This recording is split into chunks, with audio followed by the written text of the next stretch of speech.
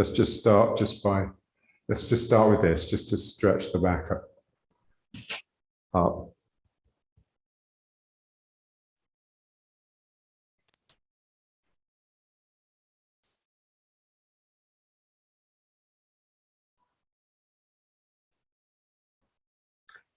So just trying to just separate the vertebra of the spine. Ooh.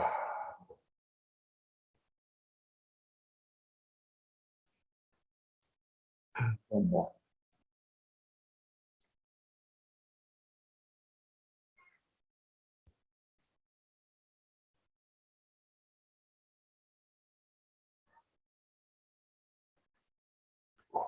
Okay.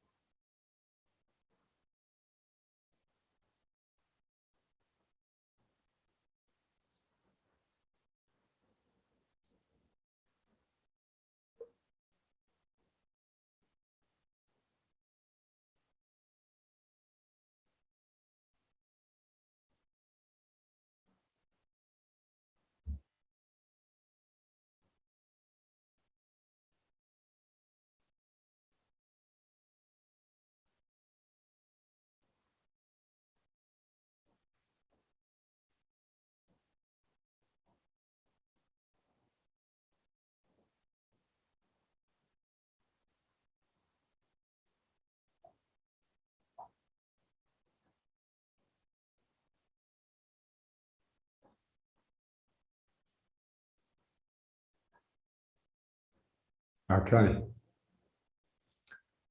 So let's just rub the hands and do the knees.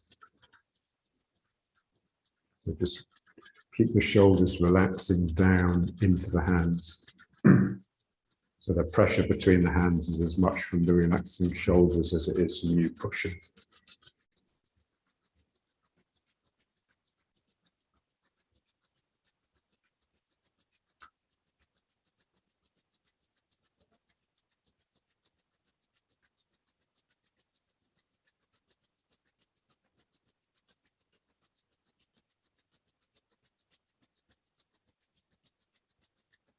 And then just rubbing the knees. And just get the back into it. So, you know, sort of leaning with the back to apply a bit more pressure.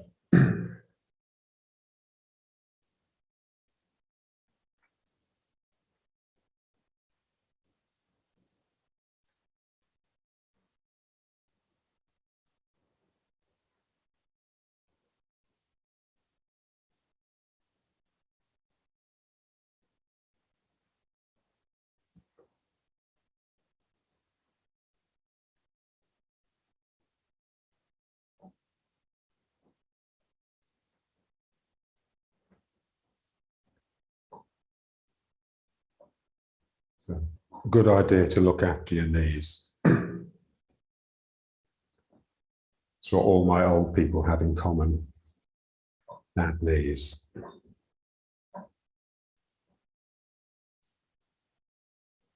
They say the knees are only designed to last for 60 years.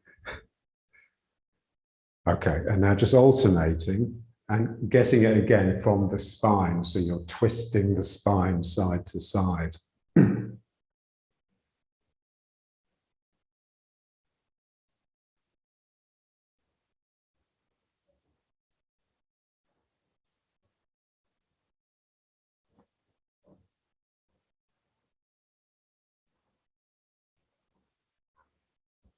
Yeah, so spine twisting is just really important.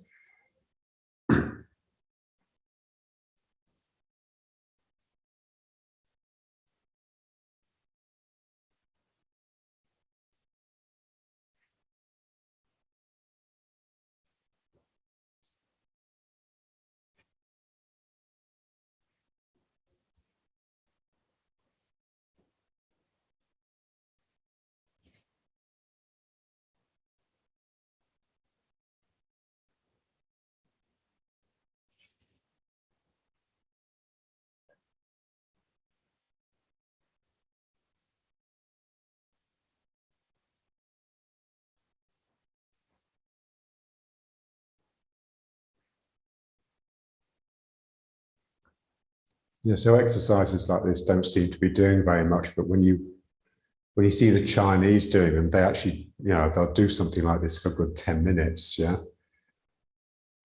And then obviously it does do something. You know, we tend to think that, you know, sort of 12 repetitions is enough, but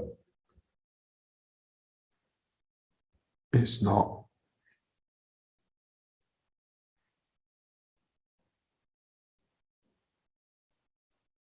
Okay, and now let's just try some more of just to stretch the spine out again. The spine does tend to sort of collapse a bit when you meditate.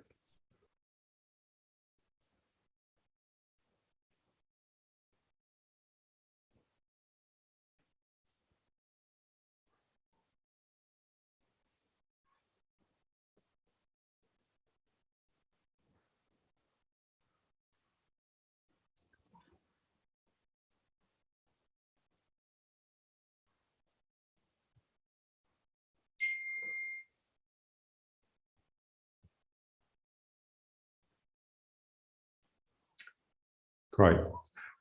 And now let's just come into the squat. So see, if it's difficult, just rock onto your hands immediately and just bounce in it.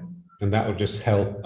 Use your elbows to push the knees out and just gently bounce. So your sacrum is sort of bouncing up and down. And that'll just help ease you into it. So you're on your toes rather than your heels.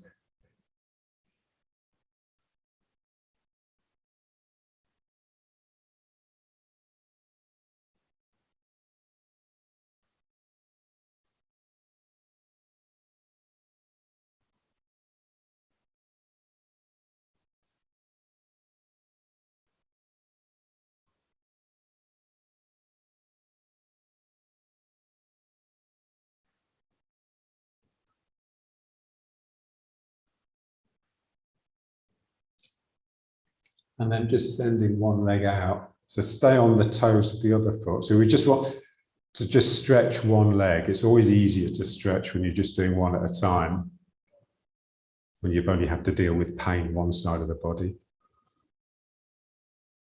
So just really keeping the knee straight. So just, and you can tense the quadricep here to sort of help stretch the antagonist, the hamstring.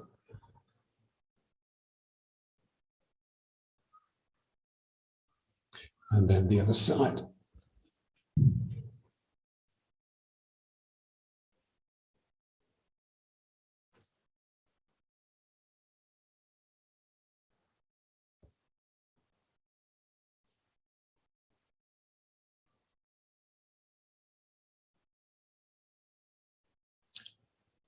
Because the stretching is really important, especially the hamstrings and the calves. Another thing all my old people have in common, they can't straighten their legs anymore because the muscles at the back have shortened so much. So we just want to keep them long and juicy.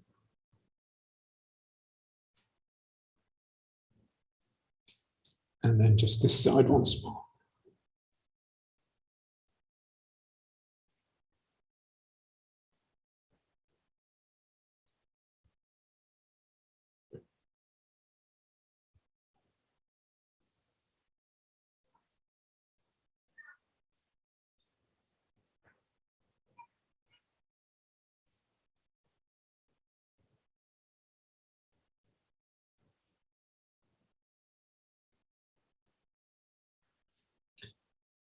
And then one more here.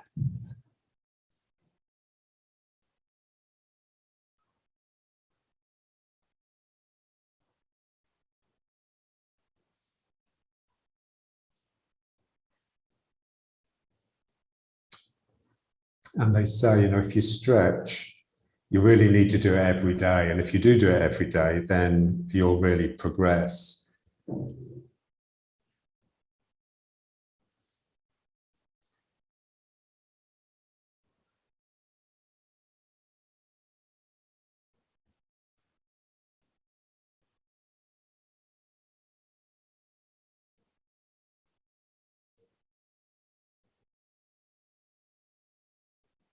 You just need to get a taste for the pain of the hamstring stretching. There's something quite cleansing about it. So when I massage people and they're on their back, I just lift their leg up, straighten it, and really stretch it here. And they're screaming normally. But afterwards, the hip is completely released, you know, in a way that it wouldn't be otherwise. Okay. And now let's just come into the squat if you can.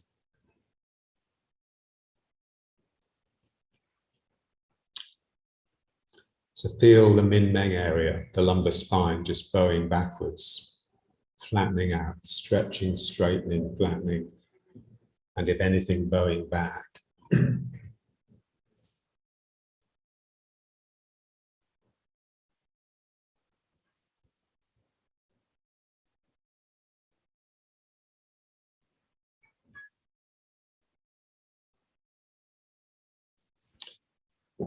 And just hands through. So we're just trying to stretch open those hips.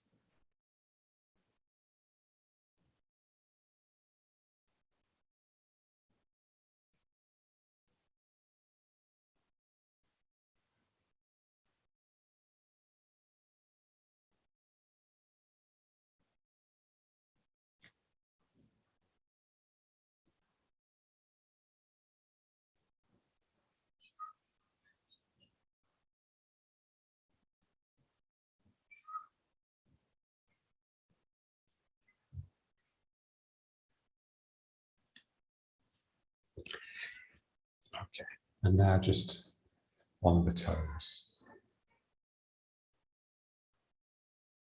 That's it.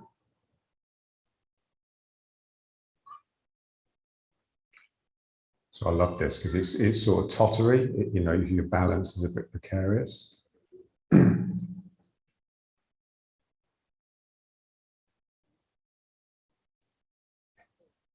So this is pure equilibrium. It's got that sort of delicacy of equilibrium.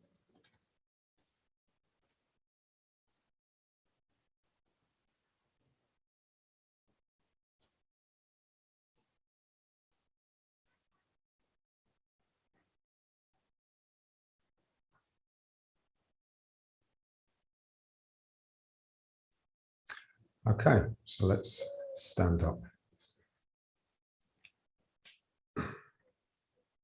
Okay, so let's just start just by squatting down again, yeah? So just going down until you touch the floor, feel the ground, and then just come back up. Yeah.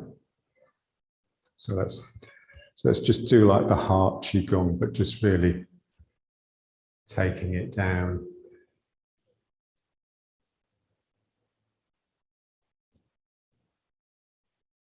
Yeah, so just try and stay in the outside edges of the feet. It's the best way to protect the knees when you go down.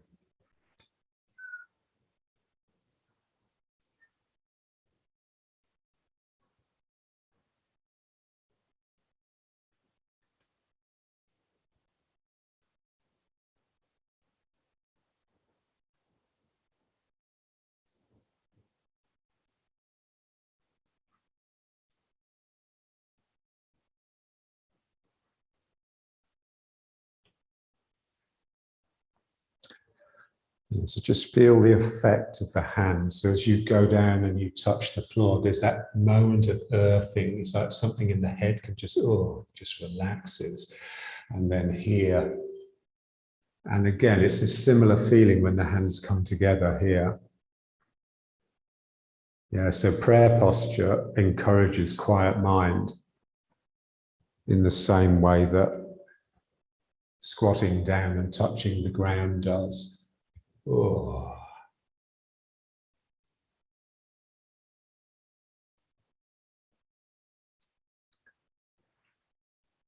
We just want to feel the emotional strain of standing upright.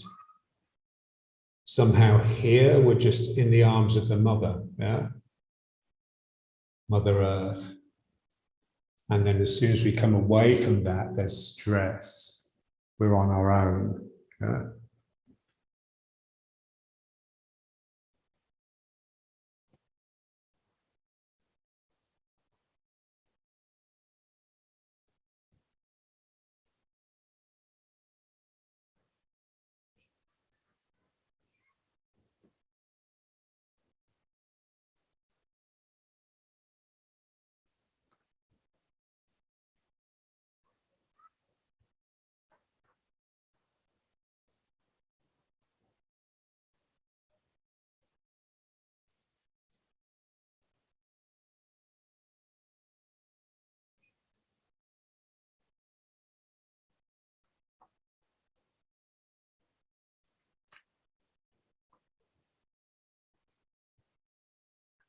Yeah, so just feel, you know, your legs may not be happy down here, but you are.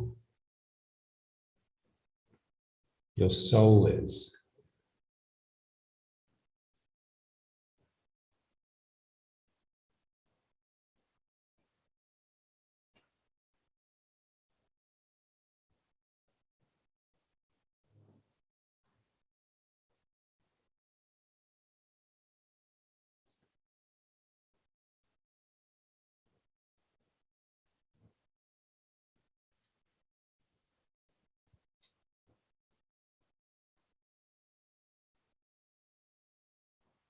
One more.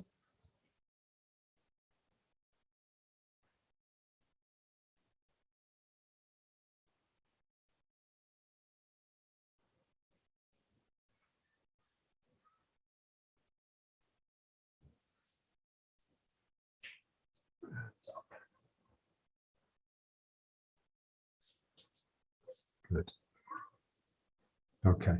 And now let's just squat again, but just onto the toes so we can keep the spine more or less vertical if we can, you know. So you're just coming down, lifting the heels and just coming down. You can have the arms however you like, yeah.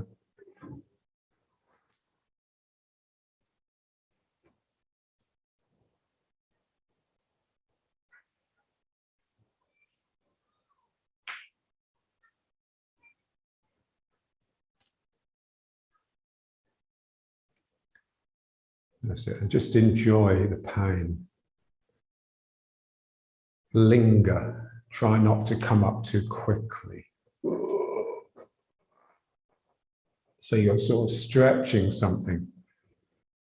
As you get closer to the ground, you become connected to it elastically. And so when you come away from the ground is still pulling you down.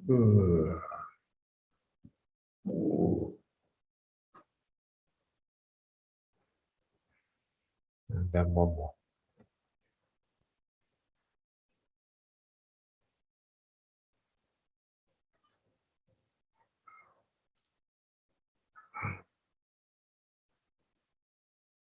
Good.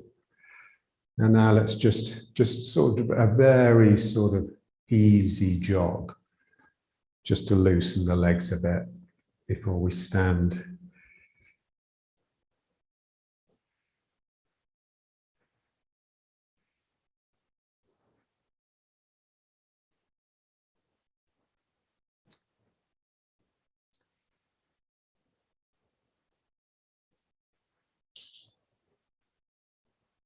Yeah, again, just sort of staying off the heels if you can. I mean, the heels can sort of go down, but they're instantly up again. So we need the feet to be stronger, as well as the legs. And just get the toes a little bit active.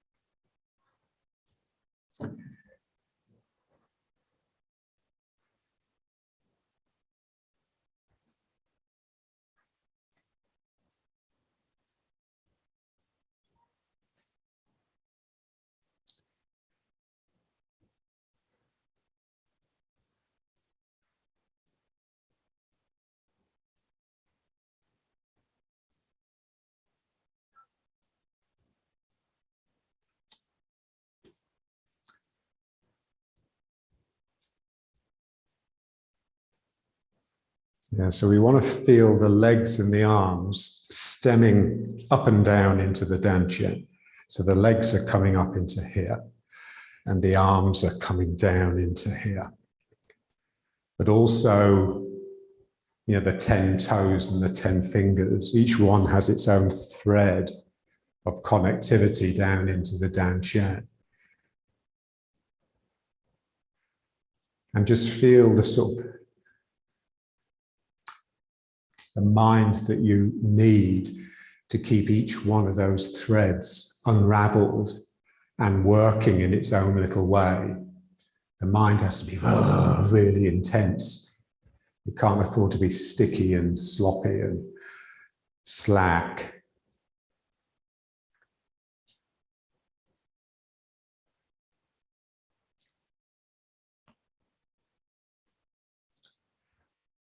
Yeah, so when the body warms up, then the fascia stretches, it gets looser. And so something in the spirit has to come in to tonify the body again, to make it toned up. That's why people, you know, in the summer, everyone complains, oh, I'm so tired, you know, I've got no energy. It's not that they don't have energy, they're just relaxed. So what you need to do when you're that relaxed is just bring in a bit of bite in order to tighten everything up in the right way with this sort of elastic tone that is really responsive.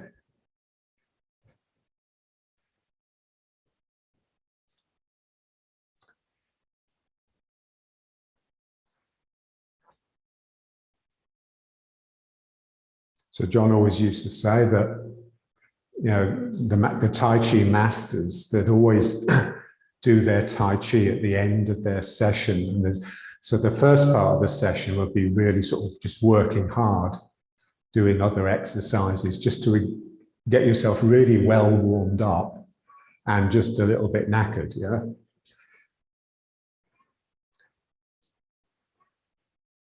And so in order to get into the Tai Chi and through the Tai Chi, you need the tone to be brought into the body just to tighten it up a bit, but also really tonify the spirit because you're tired and you just want to sit down and rest, but something in you, ooh, I've got to do my Tai Chi now.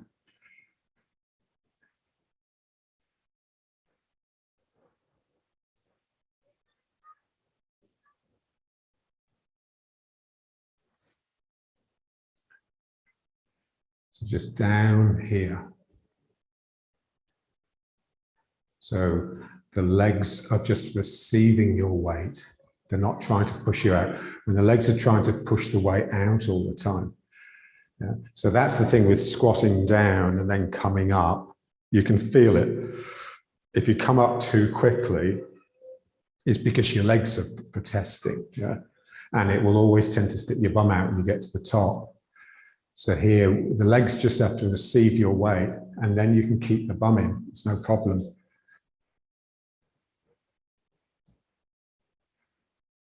So this sense that I'm sinking continuously down the back, and my knees are just popping up like this. So the lift is in my knees. The knees are really active. The heart of the knees.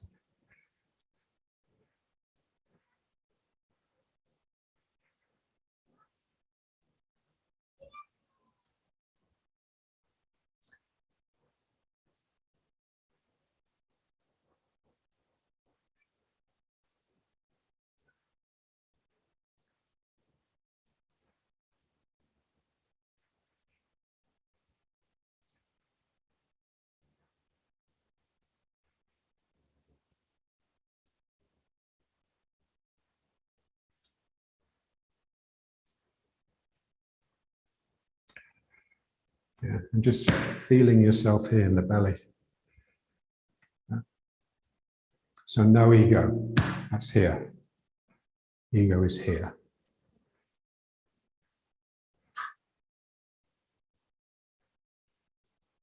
And then when there's no thinking going on, it's weird because it's like you see things for the first time.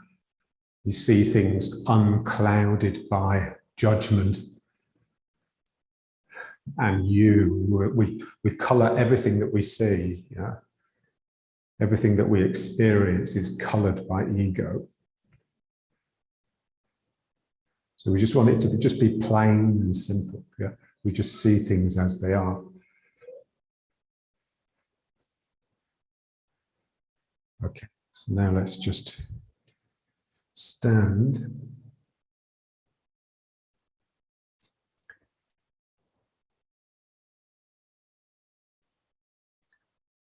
Yeah, so feel the structure, the skeleton. So your skeleton is dominated by a spine. You know, so they say that the spine is the most remarkable engineering feat in nature, the human spine. So it's just really good at transmitting energy. Energy can ripple up it, energy can ripple down it.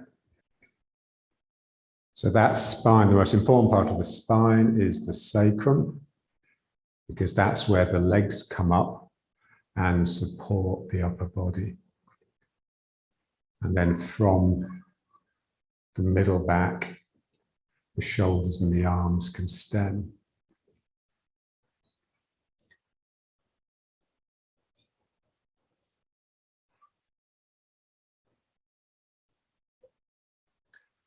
Yeah, so just feel the skeleton. Yeah. So you can just feel it. It's just eminently just fluid. I mean, it's solid, but it's sort of flowing. It can move around. There's all this potential for movement, and that's just really important. So each bone, it may be coming up into the next bone, but they never really touch. Yeah? It's like, ooh, each joint is just really fluid. And there's a sense that, even though gravity is bearing down through you, there's a sense that all of these bones are sort of floating in their own space. So what enables that is the fascia, is the connective tissue in the body, which they call the soft skeleton, or like a scaffolding that is there, sort of just making sure everything just stays in place. And that fascia is just really elastic. Yeah, so it can stretch. And it's that responds to warming up. Your bones don't need to warm up. It's the fascia that needs to warm up, because when it's not warm, it's just a bit stiff and lacks juiciness. So we have to warm up the fascia in order to make it flow. And the warmer it gets, the less viscous it gets. And so the more oily, like the flows feel like oil.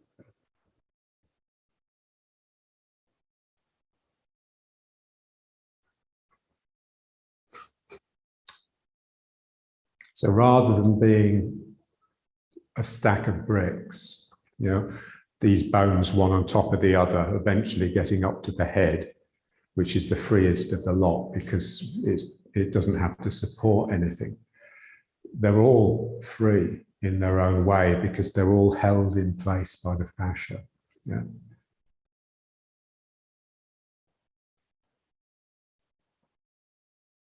So the rational mind privileges the model of the skeleton clad in muscle. So that's a model of the body that has been prevalent, since Greek times. So now we just want to feel it like this sort of really sort of thready, delicate, filigree structure. There's just all these sort of bones and organs and things are just sort of just held in place. And they all have a degree of movement. So what sort of mind do you need to adopt that model rather than the skeletal model? It's more like, how they talk about the difference between the male mind and the female mind. So the man's mind likes to focus on things like this, sort of, and the female mind is all over the place. It's like this vast sort of network. Yeah. So it's like that. So it's more like the female mind that you need to be aware of this fascia, not just as a conceptual idea, which is how like the philosophers would have it in their mind, or the mathematicians, but really as something that's of you, that's of your body. So we have it in the mind in order to be with our body.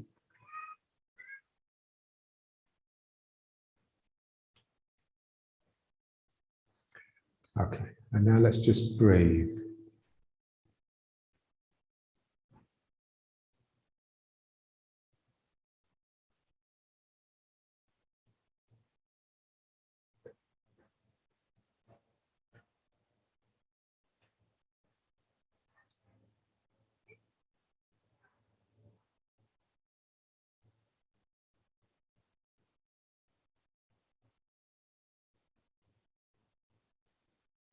So the thing about the fascia is that it's connected, it's all connected.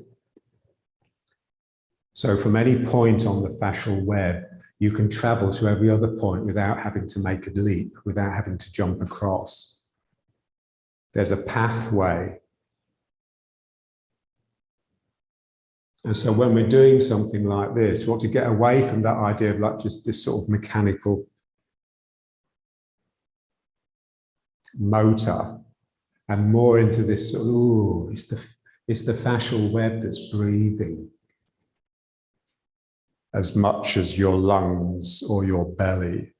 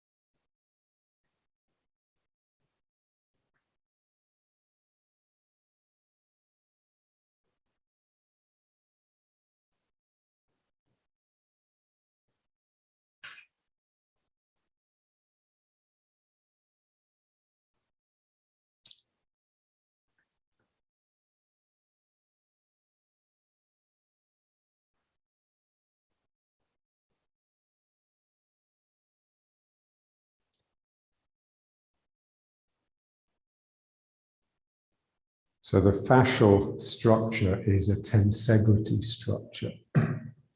So tensegrity is a word that was invented by Buckminster Fuller. And he defined it as an ocean of tension containing islands of compression. Yeah. So good tension, you know, tensile forces, forces that are pulling rather than pushing. So it's elastic. You know, elastic is always pulling into itself when it's under strain. It's always trying to go back to its original shape.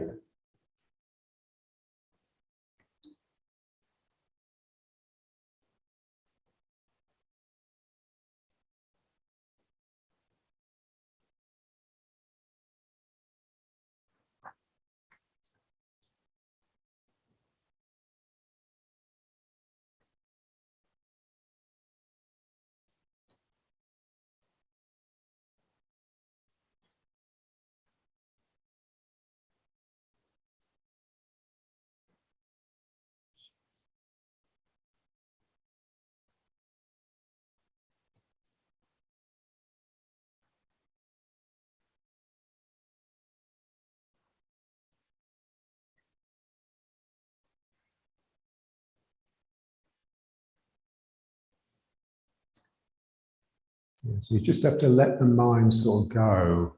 It's like the mind just goes sort of gooey. And just notice that as soon as the mind sort of clarifies, it wants to take on board an image. It wants to sort of simplify reality somehow, to make a picture that it can comprehend. So that's what we just want to just try and let that go so that it doesn't control us.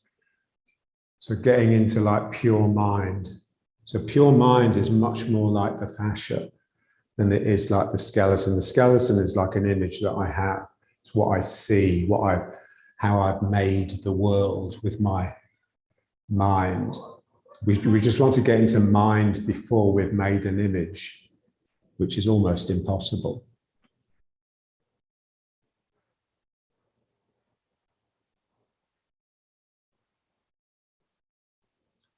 And the key really is movement. Because for the mind to make an image, it needs to become still in some sort of way so that it can photograph, you know, otherwise the photographs will be blurred because of the movement. So here, it's like we just want this to be possessed by movement. It's got this in-out movement, but there's all these little tiny sort of, it's all going all over the place, yeah.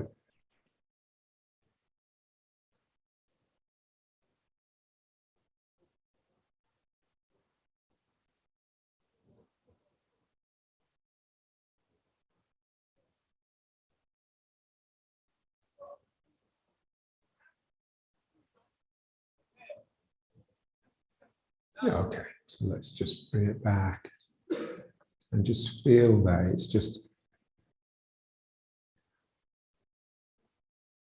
it's sort of everywhere and it's random, you know, a movement can appear and then suddenly disappear and then somewhere else there's another one. It's like a swarm, you know, like the image of a swarm, like a swarm of bees or something. So you become a swarm rather than a bounded entity. A swarm of movements, a swarm of micro movements. And then what is it that holds us together? Yeah. It's the integrity of the fascia. It's just its resilience, but it's also this internal center, this gravitational center. So let's work on that now. The same exercise, but with the reverse breathing. So you have to make the small hole. You have to make it difficult to pull the air in. Yeah. Because if it's difficult to pull the air in, then you will naturally tighten the belly to help. Yeah? You don't have enough strength in your diaphragm. So here, so I really suck through that small hole, and this has to really pull in. So everything is pulling in, not just the air, but my whole body is contracting into the dantian, and then I just let that go. So we just really want to feel this is the center, this is where everything wants to pull into.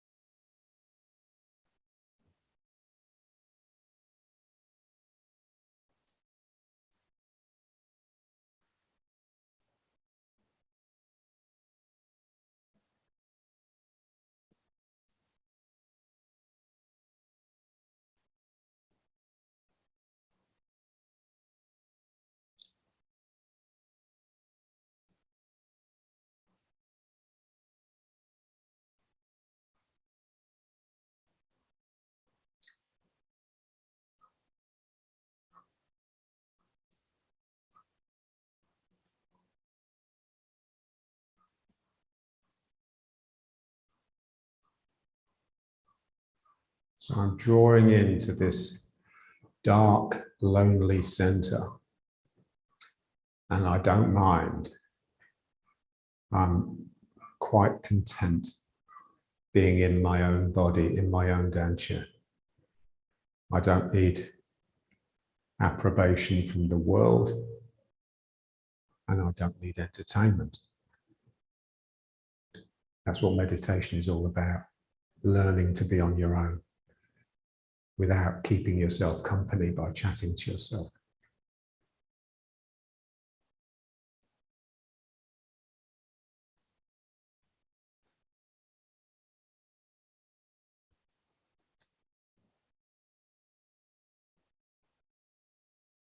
So sucking the air in through the small hole and then blowing it out.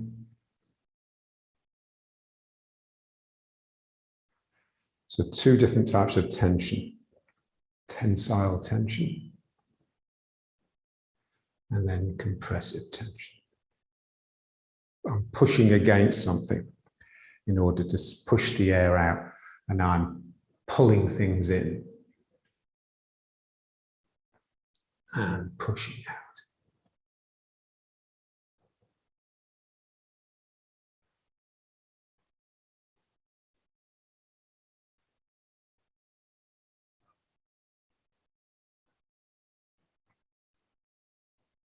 Yeah, so we just have to become really content, just dwelling in the dantian, home and hearth. Home, hearth, heart. Even the heart wants to get down here.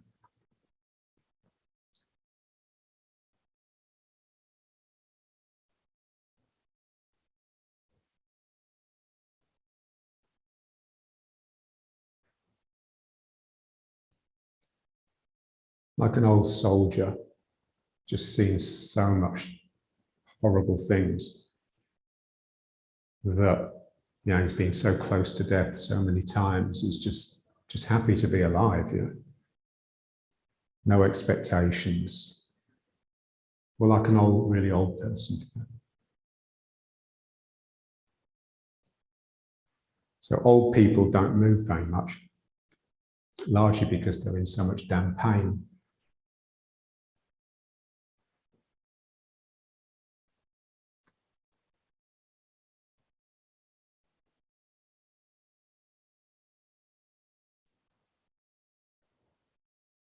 Okay, and now let's just bring it back.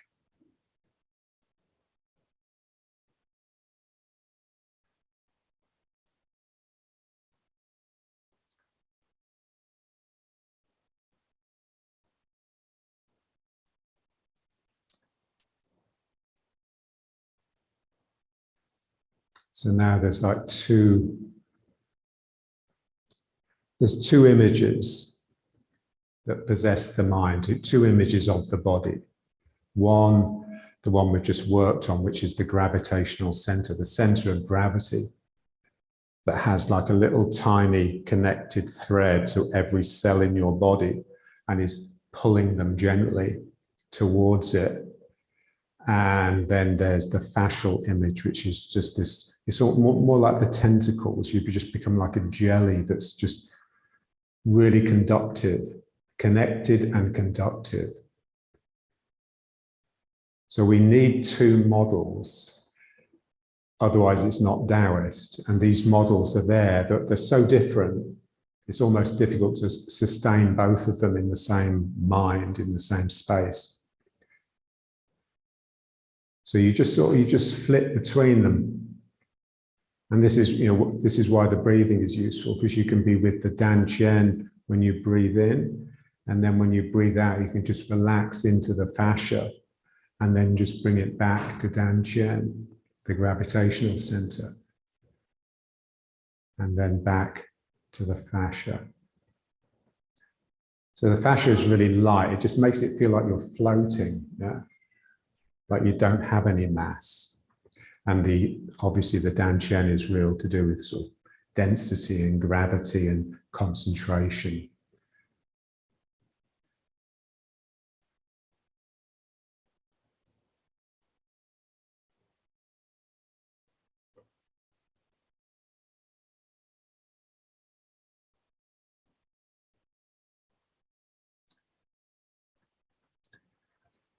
Yeah, and you just need to become interested in your imagery. Yeah. And so, you read up about it, you read up about gravity, about the fascia, and just because every new bit of knowledge, new bit of detail just helps that image find a home in your mind. Yeah.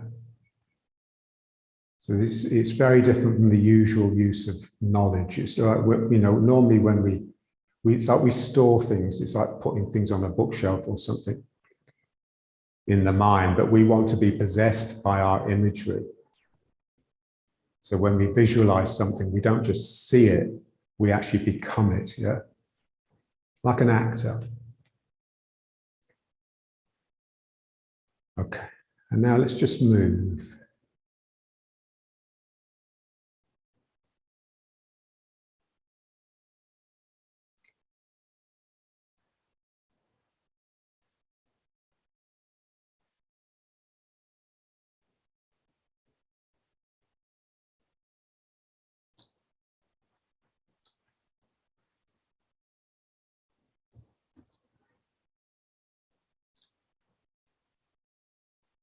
Yeah, so we're just trying to maintain an equilibrium. And an equilibrium is a balance of moving forces. So it seems to be still, but actually it's made up of movement. So what we don't want to do is use the mind to think of that stillness as being something that's held in place. That's the death of energy. So as I sink into this leg isn't just producing a holding force, which is just going to hold me here indefinitely. It's producing a force in the opposite direction, which is wanting to push me that way. It's not wanting to keep me in place. So everything is moving. So as I sink into this leg is providing a force this way. And then there's a point where something in your mind just says, oh, that's interesting, I'll go with that.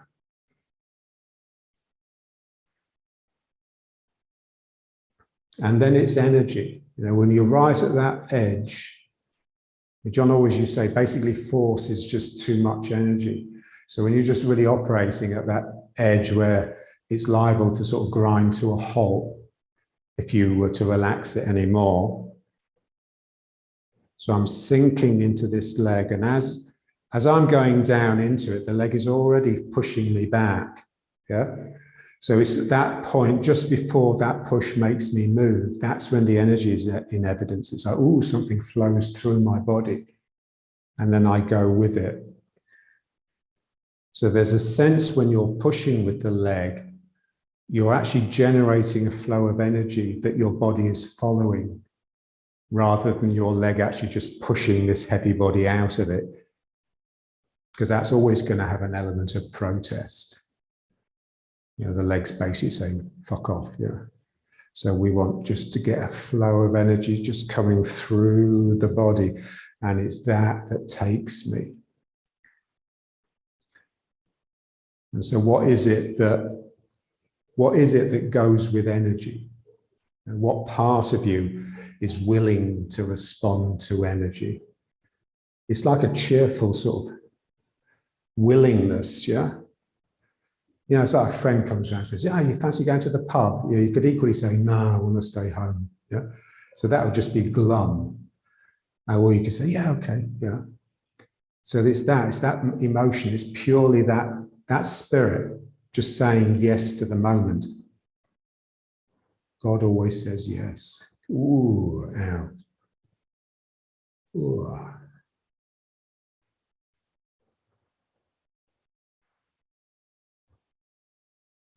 And you can see, like that octopus movie, that's exactly the movements of the octopus. You could just see every movement was positive. Every movement was like, way, that's interesting. Oh, I'll go with that. Yeah. Nothing was habitual. It wasn't depressed, unlike us. So sinking into the leg, and the leg is squeezing something through me, and I just go with it. It's a beautiful feeling. I mean,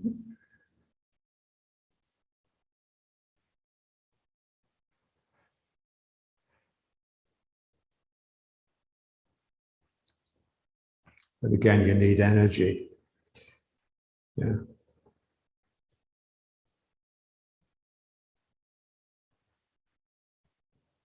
You need energy to be free.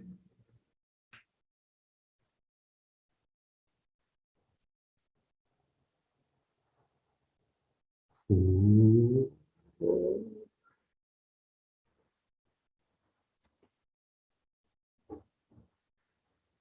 So you can see, you know, when you're pulling with the leg, when I'm pulling with this leg, it's equally just this tentacle of energy that's come out and is pulling, latching onto something and pulling.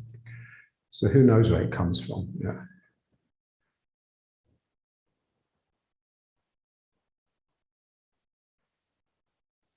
And then just start using the straight leg. Yeah.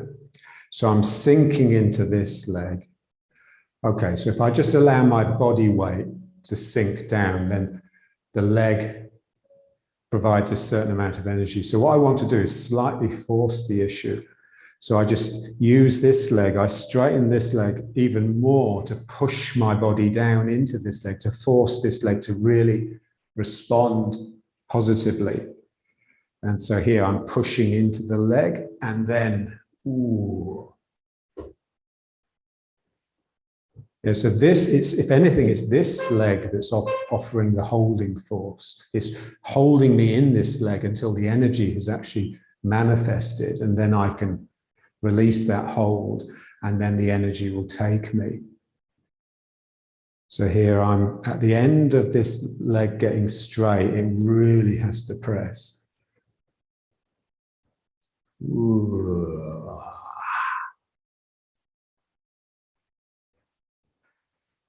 And it hurts the leg, but it's always a good sign. Ooh.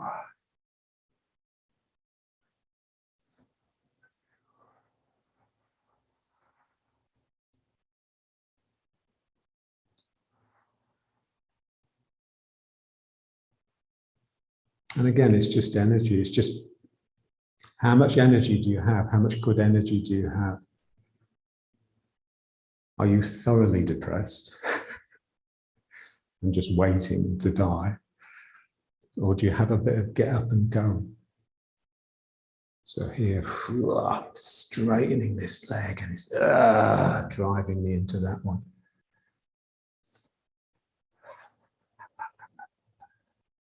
So this is there in the form.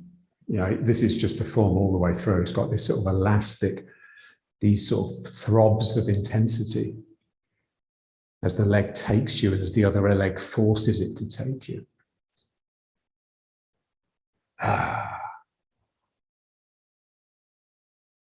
Okay, so let's just bring it back to riding horse.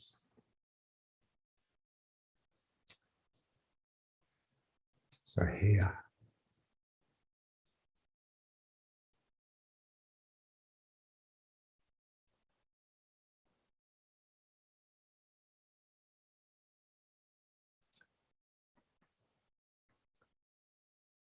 Yeah, so the fascial web holds all of you. Everything is connected through the fascial web. And then there's also a sense that there's like a fascial web inside the room and you're just an object within it. So you're actually connected to everything, not just by seeing them, but energetically. It's almost like vibrations can come off everything and affect you. Yeah, they say, don't they, everything's connected. So it has to be connected through something. There has to be some sort of net there.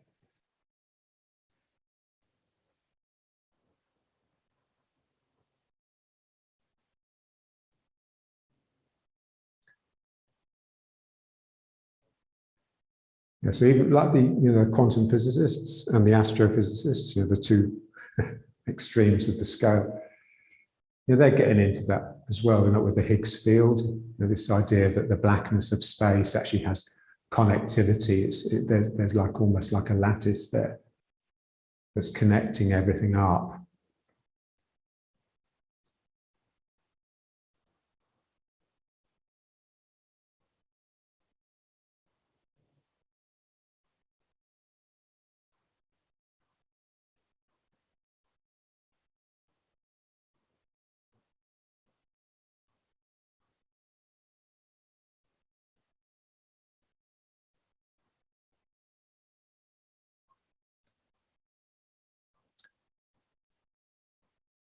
So we just want to work in a way that generates intensity. Because basically when the energy level goes up, the reality that you inhabit completely changes. Yeah? And your capabilities change as well.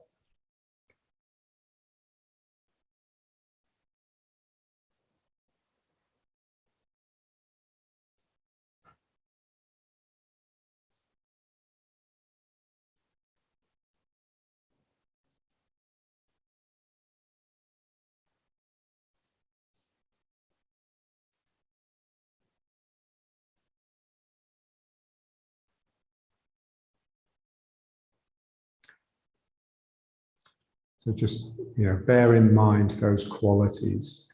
Juicy, it's like a wetness, an oily wetness. Connected, elastic, and fiery. So something in you can just leap out and save the day.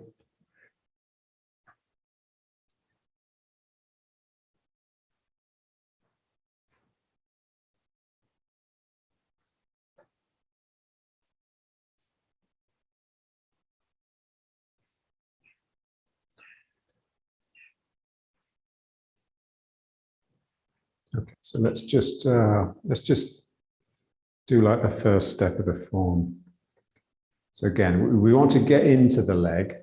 I don't just, maybe to start with in the practice session, you would just go through the motions, yeah. But once you've warmed up, not just the body, but the spirit, once your spirit is raring to go and get its teeth into something and kill something, then you go down in a different way. So something in you reaches out and then goes into the ground and clenches. So that's just the toes. My toes go into the ground and it enables this one to come up, and then that goes out. And then these toes have to really gather the ground so that this foot can come up. Yeah. And it should, just for that moment of just doing that singular posture, you just become completely different.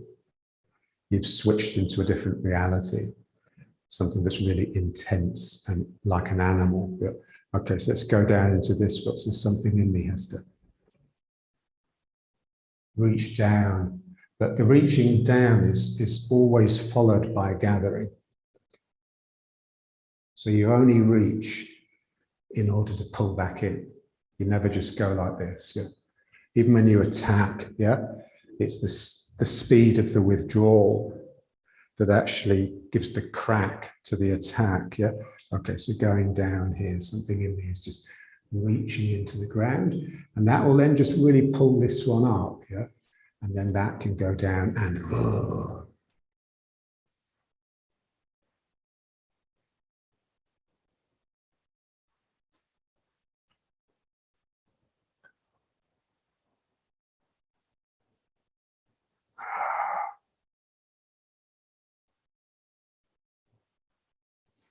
Yeah.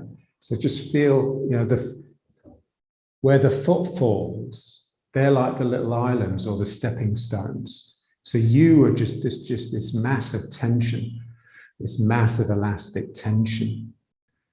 And where your feet hits the ground, they're just the little islands that you're hopping from one to another, that enables, that just gives an anchor, if you like, for the rest of you to become wild.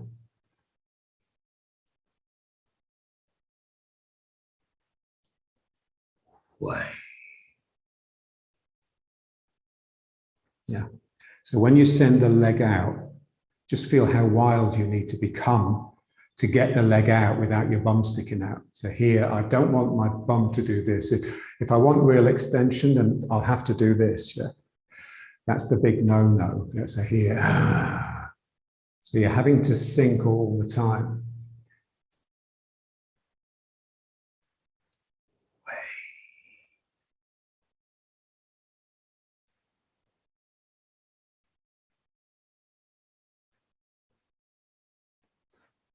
I had a dream that I was doing this last night and I got my foot behind my head.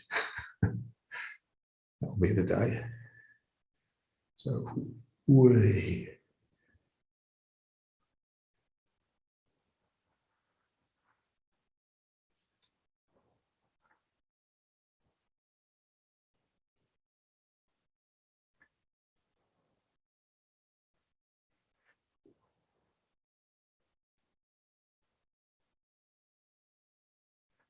Okay.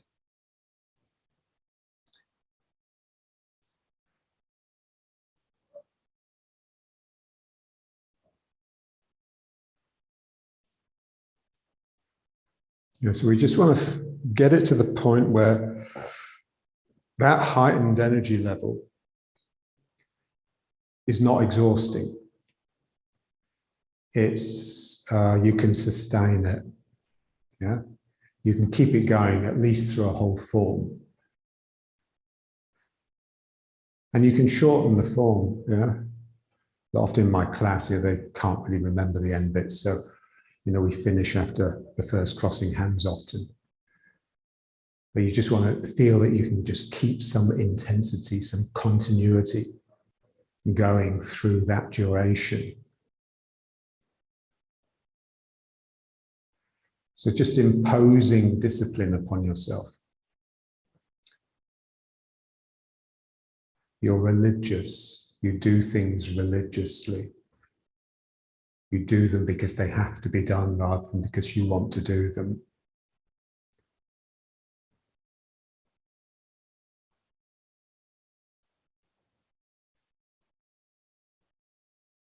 Okay, so let's just bring it up and finish. So just feel it just coming back. So that intensity is just slowly.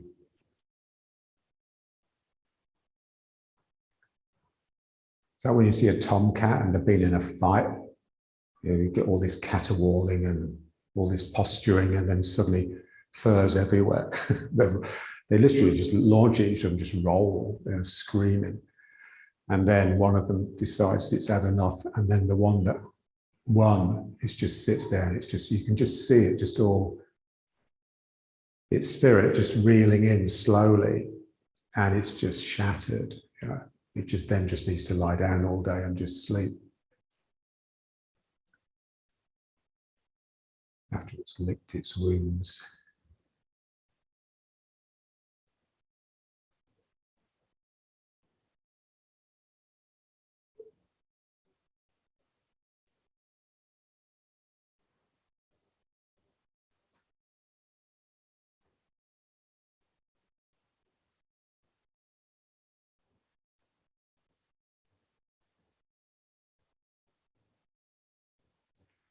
Okay, so let's finish.